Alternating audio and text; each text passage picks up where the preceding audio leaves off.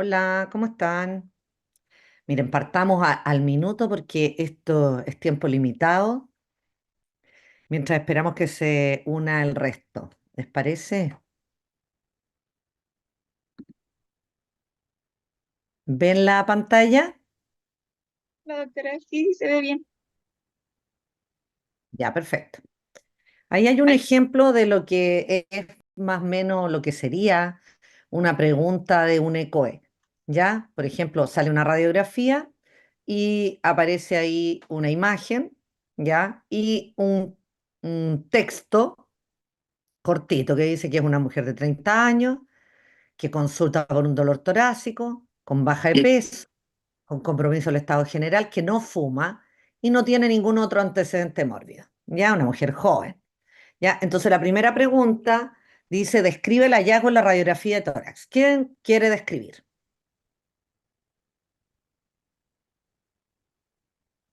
No se peleen.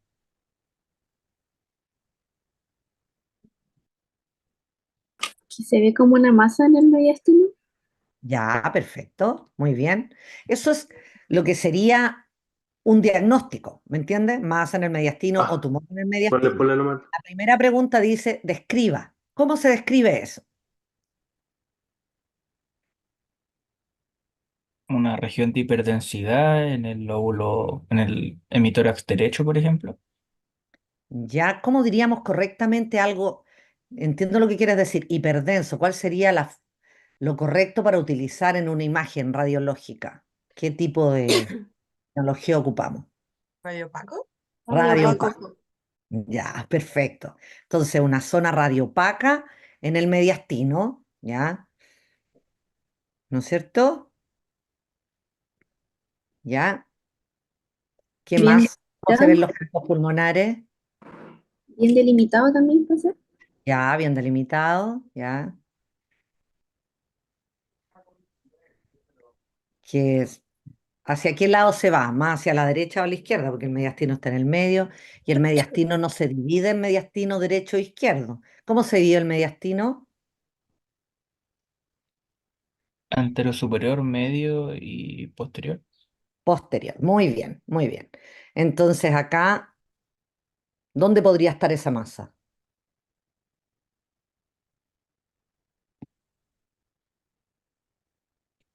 En el mediastino anterior. Ya, perfecto. Ya.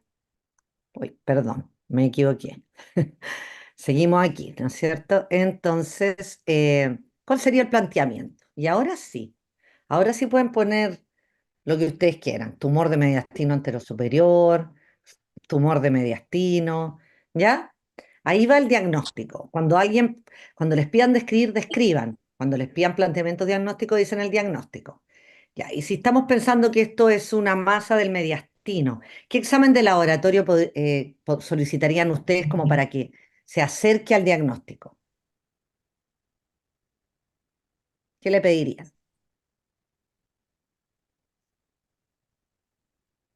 TAC. Laboratorio. Mira, está recalcado ahí con amarillo, ¿ya? Para que no se equivoquen, porque eso también es una forma de equivocarse bastante. El TAC está súper bueno pedir un TAC, yo también pediría eso, ¿no es cierto? Pero ahí dice laboratorio, entonces uno tiene que poner lo que le están preguntando. ¿Qué laboratorio elegiría usted? ¿En qué estamos pensando cuando pensamos en un tumor de mediastino anterosuperior? ¿Qué diagnóstico estamos planteando? ¿Timoma? Ya, esa es una T, ¿qué más? Teratoma. Ya, perfecto, ahí tenemos otra, ¿qué más? Un nódulo tiroideo muy grande. Ya, perfecto, un tiroide endotorácico, ya, bien. Y al final, Linfoma. Un linfoma. el linfoma. Perfecto. Muy bien, entonces, para hacer el diagnóstico diferencial en esas cuatro etiologías, ¿qué vamos a pedir en el laboratorio?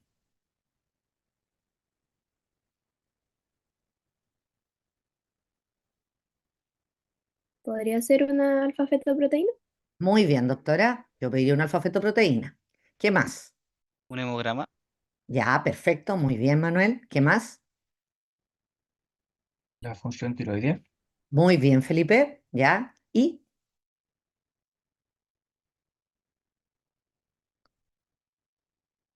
Bueno, podrían ser otros marcadores Los tumorales también, pues, ¿no es cierto? Perdón, ¿qué dijiste? anticuerpos ante acetilcolina, puede También ser. podríamos, ahí ya te fuiste específicamente pensando así como en la miastenia. Ya, y finalmente, fíjate que aquí no están preguntando si le vamos a hacer un escáner ni nada, pero dice, ¿qué procedimiento indicaría usted? ¿Qué tendríamos que hacer aquí con este paciente? Yo estoy de acuerdo, igual que ustedes, que habría que hacer un escáner en algún momento, ¿no es cierto? Pero eso no es un procedimiento. ¿Qué procedimiento creen que hay que hacer con este paciente? ¿Qué hay que tener en este paciente para hacer el diagnóstico diferencial ya definitivo? Una biopsia. Una biopsia. Muy bien. O sea, ustedes describiendo esto, planteando el diagnóstico, pensando en el laboratorio, indicando la biopsia, aunque no digan ni cómo le van a hacer la biopsia, esta estación estaría aprobada. ¿Ya?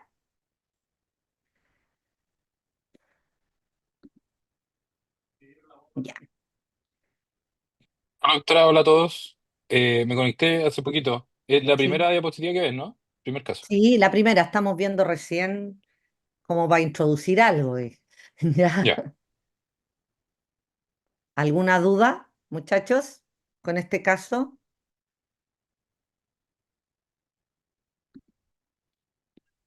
Yo quería agregar una cosa, ¿me escucha o no? Sí, se escucha perfecto. Sí, no, agregar un detalle nomás como para poder de repente con la imagen también ellos pueden a veces orientarse, aparte de la edad y todas las cosas, actualmente estas masas cuando son heterogéneas y tienen restos como de calcio, de cosas, uno se orienta como a teratoma, por ejemplo, cuando está en una distribución más como de donde están los ganglios linfáticos, un poquito más redondeados, qué sé yo, se orienta un poco al linfoma y le agregan las sintomatologías B de esos cuadros linfoproliferativos. Como por ejemplo cuando hay bocio endotorácico, también uno ve que se desplaza la tráquea muchas veces y eso también orienta, como que para sumarle un poquito al diagnóstico. Eso. Gracias, José. ¿Alguien tiene alguna duda? No sé si ustedes tienen algún otro caso, muchachos, que quieran. Voy a dejar como para que cualquiera pueda compartir pantalla, a ver, si quisieran. Bien. Ahí está listo.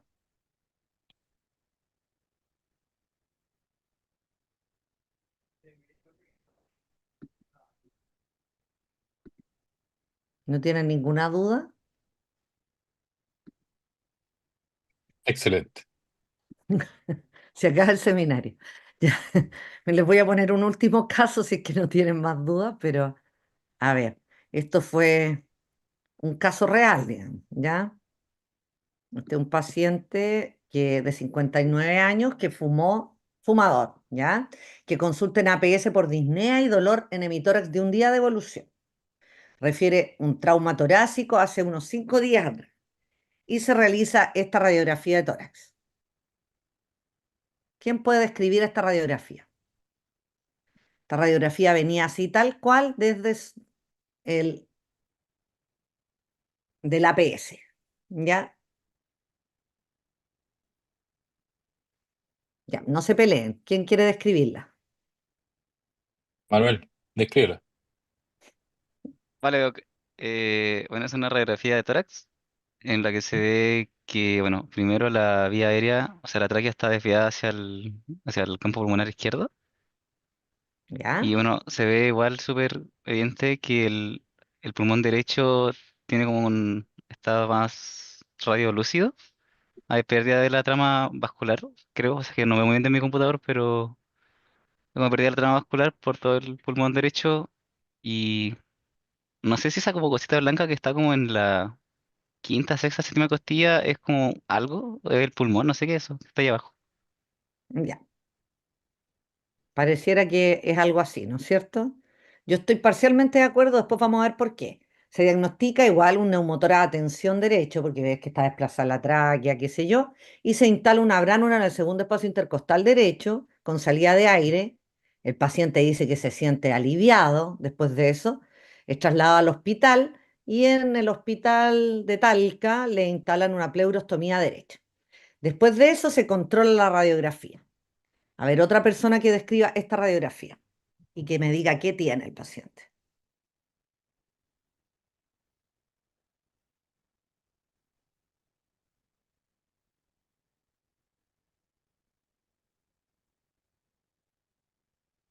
Ya pues chicos, para que le demos ritmo a esto. Si aquí la gracia es que se pueden equivocar, nadie les va a poner nota. Em, Bruno o Catalina, ya, Bruno.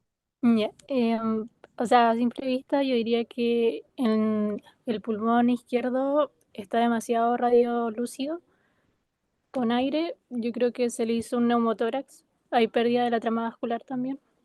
¿Ya? Y al lado Puede derecho, ser qué es lo que ves? el tubo, yo creo que puede que lo hayan puesto mal o algo y pudo haber generado el neumotórax. Tiene un tubo al lado derecho y le generó un neumotórax al lado izquierdo, ¿eso es lo que crees?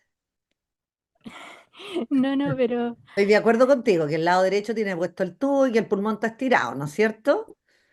Y el lado izquierdo ahora tiene el neumotórax. ¿Eso?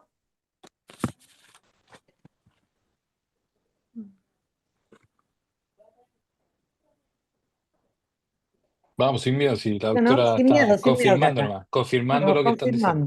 confirmando.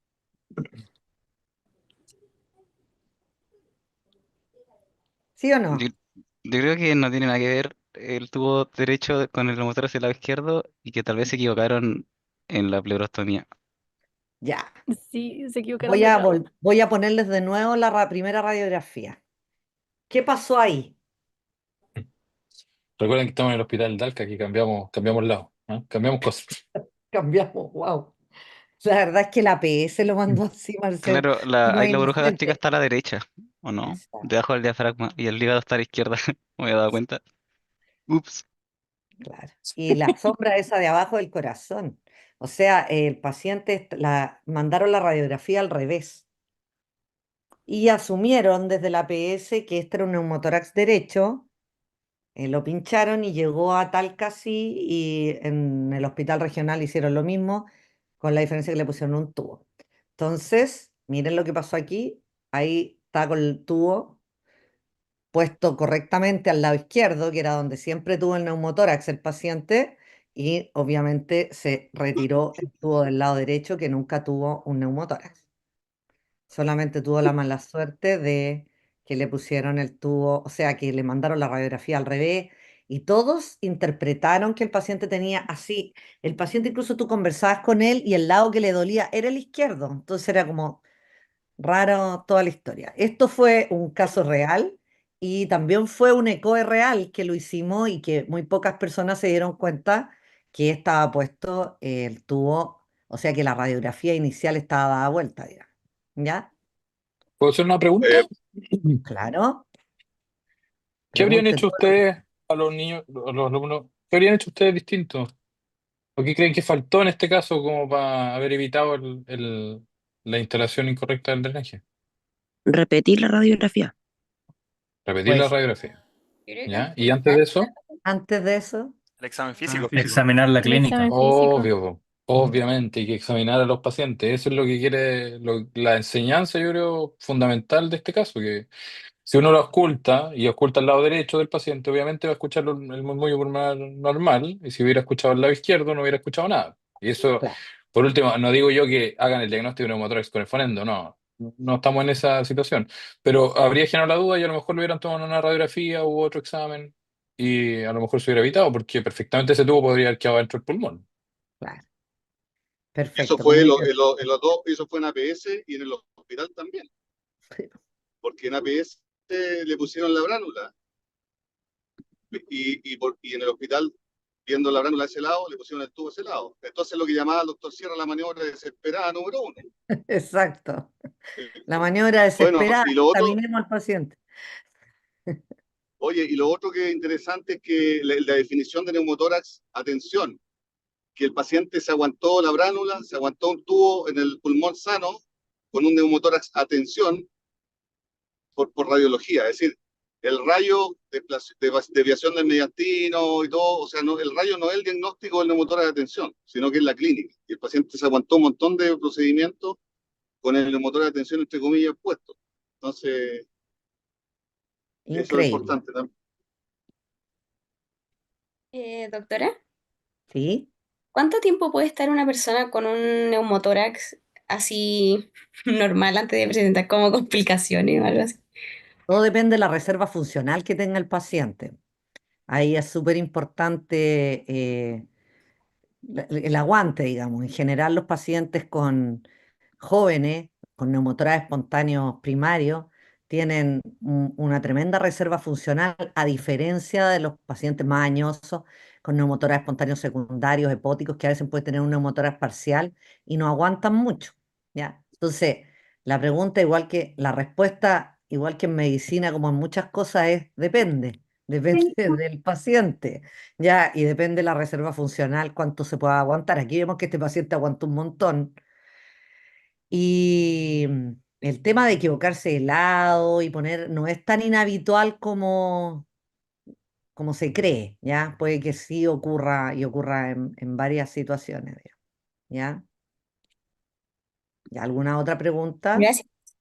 De nada. ¿Se puede hacer de otra clase? ¿Cómo? ¿Se puede Perdón. hacer de otra materia que no sea neumotórax? La pregunta sí. Eh, sí, Preguntas de todas las materias que quieran, pues si hemos hablado ya de una... mediastino, ahora de neumotórax, es cosa que ustedes Mi, pongan, yo estoy rellenando nomás. ya, mi pregunta es en la hidatidosis, ¿el albendazol se da de 3 a 6 meses en los pacientes que ese es su tratamiento, ¿cierto? Los que yo opero no se deja de 3 a 6 meses. A ver, el tratamiento médico del quiste hidatídico eh, tiene varias indicaciones, pero no muchas, ¿ya? Y una de las indicaciones, bueno, hablamos de cuando las lesiones eran muy pequeñas, cuando eran inoperables, cuando eran irresecables, ya que se dejaba a veces albendazol como tratamiento exclusivo, ¿ya? Y cuando está acompañando el perioperatorio se da o es necesario solo un ciclo. Ahí no es de 3 a 6 meses, sino que es un solo ciclo. Cada ciclo dura un mes más o menos. ¿Ya? No sé si respondí tu pregunta. Sí, y el tratamiento quirúrgico es mediante la apertura de la periquística y la extracción del quiste, ¿cierto? Ese sería el tratamiento. En general, tú sacando el quiste ya tendrías un tratamiento quirúrgico y lo importante es prevenir las complicaciones del huésped. Una de esas prevención se puede hacer sacando toda la periquística, o sea, siendo súper receptivo, ¿ya? O manteniendo parte de la periquística y sacando solo la periquística exuberante. Si tú vas a dejar parte de la periquística que no es parásito propiamente tal, sino más bien la reacción del huésped. Lo que tú haces ahí es que tratas la complicación del huésped. Por ejemplo, si tienes fístulas bronquiales, tienes que cerrar las fístulas bronquiales, ¿ya? Para que no quede eso ahí provocando un problema o una complicación después. Y algunos Muchas tratan la gracias. cavidad, ¿ya? Lo otro Bien. importante que sepan, doctora, es que si tú le vas a dar un ciclo de albendazol a un paciente, tener un perfil hepático para que no tenga alteraciones, porque el albendazol produce alteraciones de los perfiles hepáticos. Si tú ves que un paciente tiene un perfil hepático alterado, obviamente tú vas a limitar con el medicamento que le vas a dar. Es Gracias, Jen. Pero ahí sí tiene como alteración del perfil hepático, ¿se darían menos ciclos de albendazol o se bajaría la dosis o no se daría nomás?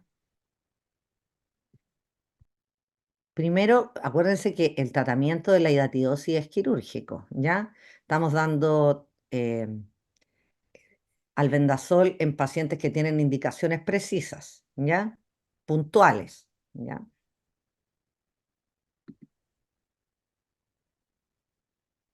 Y el riesgo-beneficio de darle al Daldazol y que tenga una insuficiencia hepática, Claro. o quizás estudiar por qué tiene el perfil hepático alterado, etcétera. Pero ahí hay que poner en la balanza riesgo-beneficio. exacto. Sí, yo estoy de acuerdo con lo que han dicho, pero creo que hay que reforzar el concepto de que el tratamiento de la etidosis, como dice la doctora Pérez, es quirúrgico. O sea, el albendazol es un adyuvante, ya sea porque hubo contaminación, porque un quiste se rompió, porque fue un tratamiento que no era el quirúrgico, o porque es una recidiva, qué sé yo. Hay una serie de circunstancias en las que uno podría indicar albendazol, pero mucho ojo, yo creo que el concepto claro tiene que quedar claro de que la hidatidosis es de tratamiento quirúrgico y es más, o sea, en quistes grandes sobre todo se ha descrito la rotura de los quistes con el uso del albendazol.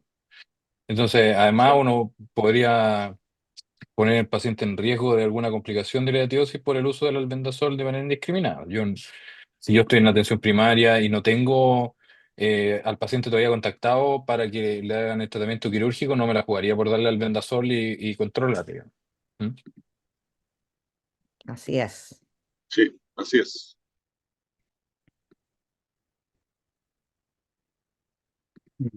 Doctora, Necesita... ¿Sí? Ay, Denle nomás. no, allá. En el manejo quirúrgico no mínimamente invasivo del quiste, solo se tiene que sacar la capa periquística y el resto tiene que salir intacto, como tal, ¿no? O sea, al revés, hay que sacar el quiste. La periquística la puedes dejar, porque la periquística es la reacción del huésped. ¿Ya? Ah, o sea, Pero, La es parte más pero, afuera. pero manejo mínimamente invasivo en hidatidosis, Ah, yo he visto algunos casos, he visto, digamos, pero es de alto riesgo también, porque el riesgo de diseminación, que también es uno de los pilares del tratamiento, es evitar la diseminación. Entonces, al pinchar ahí es más complejo controlarlo, pero me imagino que eso va cambiando con los tiempos y la modernidad y las distintas experiencias. Pero en general nosotros hacemos cirugía abierta, no mínimamente invasiva ni hidatidosis. sí. Es como lo único que no se está haciendo así mínimamente invasivo es precisamente por el riesgo de contaminación.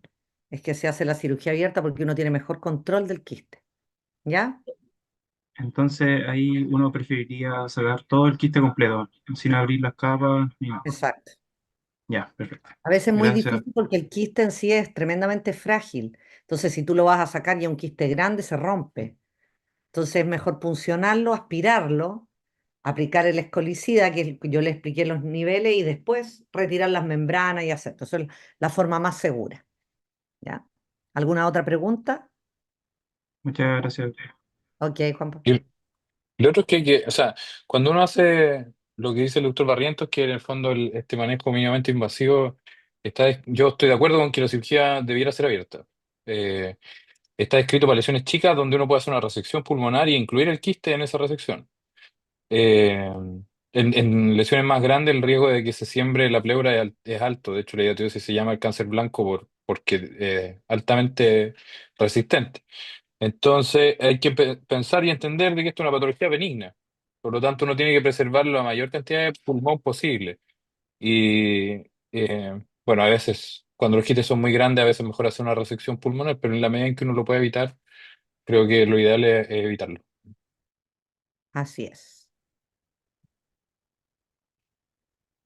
Doc, una duda con hernias diafragmáticas. ¿Ya?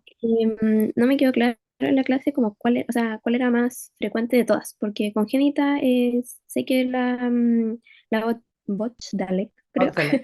¿Ya? Sí, pero ¿no sería más frecuente la hernia hiatal? O sea, porque es adquirida, La hernia pero... hiatal es una de las más frecuentes, pero en su variedad adquirida, no congénita. Cuando tú hablas de las congénitas, también hay hernias hiatales congénitas, pero esas son las más raras de todas. O sea, la primera en frecuencia es Botalex, después Morgagni y al final hiatal.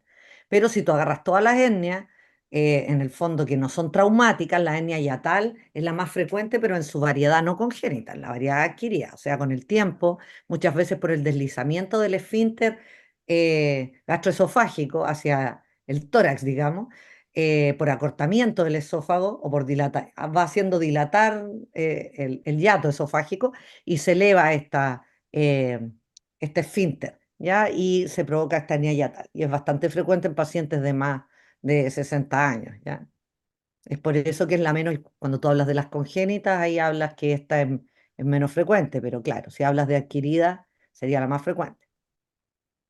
Ok, ¿Se Doc. entiende? Gracias. Ok. Doctora, una pregunta con respecto al primer caso que vimos, donde Ujú, aparecía el procedimiento a seguir del tumor de mediastino. ujú. ¿No estaría bien igual responder primero hacer un TAC y después ver a partir de eso las características y después decidir si se hace una biopsia o no. Sí. Porque recuerdo de que en la clase del doctor Santelice de tumores de mediastino decía que en los timomas, por ejemplo, si había un factor pronóstico importante de malignidad de los timomas, era el Ujú. compromiso de la cápsula y que la biopsia a veces no se hacía directamente en eso porque había cierto riesgo de diseminación. ¿Estaría bien Así responder es. eso entonces? Sí, absolutamente. Ya, perfecto. Gracias. Muy bien. Aprendió el niño, ¿ves? Sí, Sí, está sorprendentemente. bien. Sorprendente. Sorprendente. Claro, si lo Muy ponen bien, muy así, bien. es imposible que alguien te ponga que está Bueno, mal. bueno, lo que pasa es que en la clasificación de Masaoka, cuando hay compromiso de la cápsula, ya sea microscópica, ya cambia de etapa. Entonces tú lo pinchas y ya lo está cambiando de etapa al paciente. Aunque últimamente lo estamos pinchando a todos. Dice. Pero la verdad es que cuando tenemos la sospecha de que es timoma, tratamos de no hacerlo. Y claramente nadie se atreve a biopsiar algo si no tienes un, un escáner, digamos, ¿ya? Antes, por lo menos para saber qué tipo de características son, porque ahí aparecería lo que también dijo el doctor Barrientos, que si es heterogéneo, es homogéneo, si son ganglios confluentes, si viene del cuello, ahí tú te vas a Claro. orientar los distintos diagnósticos, ¿ya? Y lo otro que pasa es que a veces que, por ejemplo, si es un linfoma, las muestras por biopsia percutánea a veces son medio insuficientes y no te dan un diagnóstico porque hay linfocitos igual que en el timo. Entonces, de repente requieren de biopsias más grandes. Claro, Entonces, es un tema. claro. Ahora lo que yo siempre les aconsejo es que contesten lo que se les pregunta, ¿ya? Aunque a veces hay así como una pseudo trampa que está haciendo que te adelantes. A ver, les voy a mostrar, para cambiar un poquito de tema, esta última imagen, que a veces yo la muestro, que me gusta bastante. Por ejemplo, para que cambiemos el tema del trauma, este paciente politraumatizado grave, muy, muy grave, ponte y se ordena los números en el orden de atención que ofrece. ¿Qué harían primero ustedes?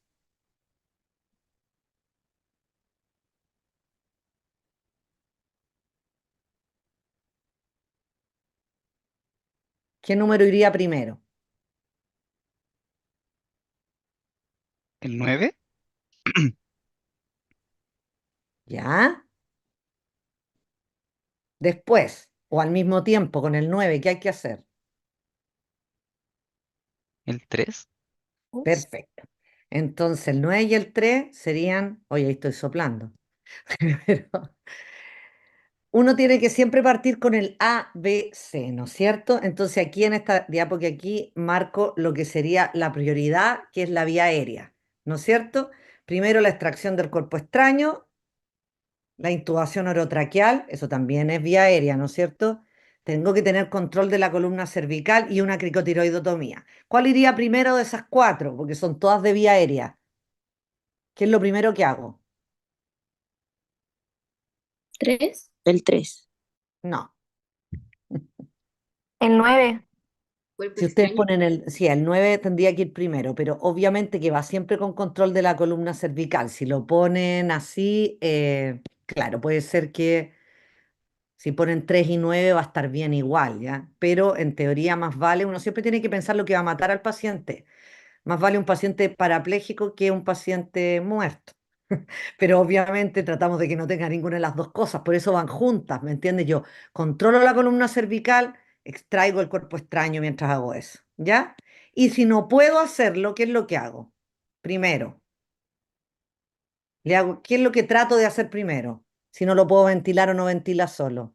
¿Lo La intubo o le hago intubación. una cricotiroidotomía? La intubación. La intubación. Y si no lo puedo intubar, La crico. exacto. Entonces así vamos. Y después, ¿qué es lo que viene? Después de la A, ¿qué viene? La B. Ya, Respiración y ventilación. ya, ventilación. Entonces, ¿qué alternativas vienen desde las que van quedando? ¿Dos? La C y la 2. La ventilación y la oxigenoterapia, ¿no es cierto? 2 y 6. Ya, después, ¿qué viene? La número 5. Ya, perfecto, porque corresponde a la C, ¿no es cierto? ¿Y qué más junto con la 5? La La 10. 10. La 10, muy bien, porque hay que reponer el volumen, ¿no es cierto? Entonces esas van en la que sigue. Y después, al final, ¿qué nos va quedando? La de lo neurológico, Ya. Y finalmente, ¿qué hay neurológico aquí? observación de las pupilas. Ya, bien. Y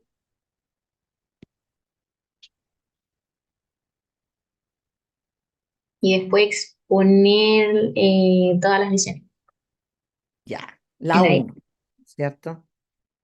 Perfecto. A veces que pareciera tan difícil, no es tan difícil. ¿Eh? Ahí uno va por orden. ¿Ya tienen alguna otra pregunta, muchachos? Porque Yo ya tenía una van duda. quedando menos minutos. Quedan 7 minutos para las preguntas. Ya, Violet, adelante. Em, de la clase de empiema, el Ya, tratamiento, porque nos dividieron en tres etapas, etapa uno, etapa 2, etapa 3. Nos dijeron que en la primera ya. etapa el tratamiento era drenaje, en la segunda era ventana torácica y en la tercera era decorticación. Oh, Pero nos dijeron que la ventana torácica casi no se ocupa, no es muy frecuente, entonces ahí tengo la duda como el tratamiento. no, a ver, quizás Corrija, lo que yo le corrija. expliqué, a ver, yo lo que le expliqué a los 10 alumnos que había en ese día.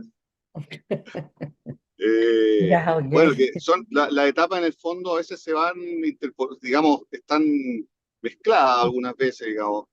Sí, Y efectivamente la ventana le expliqué que era una cosa excepcional sí, que se hace en casos donde hay habitualmente una fístula, ¿ya? claro. Y donde, bueno, que la ventana de Clatcher u otras donde uno hace una ventana, en el tórax hay un par de costillas, ahí un espacio, Ujú. y eso te permite lavar en forma frecuente y debridar y lavar y Claro, pero tratar. mi duda Cuando hay es una como si el fístula, paciente está en la etapa 2 como...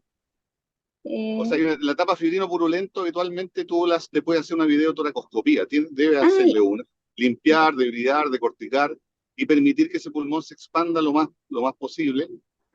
Eh, y hay una etapa organizativa en donde ya está muy duro el pil pleural, ya es como una suela. Ujú, Habitualmente uno lo resuelve por toracotomía, porque tiene que sacar esa corteza para que el pulmón pueda volver a expandirse. ya. Pero hay momentos en donde tú ves partes más organizadas, con lóculos, y ahí un poquito mixta. Y en algunos casos también tú puedes animarte a decorticar con paciencia, por videotoracoscopía también, con mucha paciencia puedes también lograr a veces decorticar un poco más, ¿ya? Y la ventana es algo excepcional que en el fondo nosotros pocas veces hacemos. Ya, súper. Muchas gracias. Hemos hecho, hemos hecho, pero es excepcional, como dice el doctor. Aquí la Victoria tiene la duda de la evaluación del trauma torácico y no le queda claro cuándo se considera un tórax inestable. ¿Quieres contestar tú, Jenny, o José o Marcelo? Mira, en general yo pienso que muchas veces viene un escáner con un informe que dice tórax volante, y es porque se ajusta la definición de doble fractura consecutiva y que clínicamente no se comporta como un tórax inestable, es decir, no tiene esa respiración paradojal en donde este sector fracturado tiene un movimiento no solidario con la ventilación, es decir, que se hunde cuando inspira y se exhala y al exhalar, digamos, se protruye. Entonces, el tórax inestable justamente yo creo que tiene que ver con esa respiración paradojal, con la inestabilidad de ese tórax, donde también se asocia a contusión pulmonar, a dolor intenso, y donde uno tiene que rápidamente ofrecerle un apoyo importante para que no se agote digamos, pueda lograr su ventilación en forma más apropiada. No sé si eso te explica un poco la duda. Y lo otro es que si tú tienes un paciente con múltiples fracturas costales, por ejemplo, tercero, cuarto, quinto, sexto arco costal anterior, tienen fracturado la parte anterior y la parte medial, obviamente ese paciente va a tener un tórax inestable porque toda Claro, la parrilla costal se te va a deformar y no vas a tener fuelle para que ese pulmón y esas costillas, o sea, no van a tener soporte para que ese pulmón se maneje. Entonces ahí entra lo que decía el doctor Barriento con lo que es la respiración paradojal. Obviamente un paciente grave que necesita intubación y ahí se necesitan fijaciones costales o otros procedimientos para poder resolverlo. Yo quisiera aportar también que para términos de definición es cuando hay dos o más fracturas costales consecutivas y que están rotas en dos o más partes. Esa es la definición del tórax inestable, ¿ya? Para que no se confundan. Y ahí, bueno, Exacto. como decía el doctor Barriento, hay radiólogos que lo informan y que no necesariamente tienen todos los síntomas propios de un tórax inestable, ya sea porque el lugar donde está la fractura está bien protegido por músculo o por cualquier circunstancia, pero esa es la definición. La fractura de dos o más costillas consecutivas en dos o más partes. Ya. Doctores, yo tenía una consulta sobre el cáncer de pulmón. Es que para hacer screening y el diagnóstico yo lo hago con el TAC de tórax con contraste. Sí, Y sin No, contraste. o sea, no sé, sin contraste, contraste el screening. Para encontrar nódulos lo puedes hacer sin contraste, ¿ya? ¿ya? Y cuando yo lo pido, por Ahora ejemplo, para el diagnóstico ya tienes un nódulo y quiero categorizarlo y quiero saber si tiene adenopatías mediastínicas o si tiene otra lesión o si capta contraste o no, porque el nódulo ya sabe, o sea, eso ya no sería screening, sino que sería del diagnóstico. Ahí tú pides un escáner con contraste. ya, pero el de screening es sin contraste. Yo para diagnóstico lo pido Podría ser sin todo. contraste. Sí. Ya, y Multicorte baja dosis sin contraste. ya.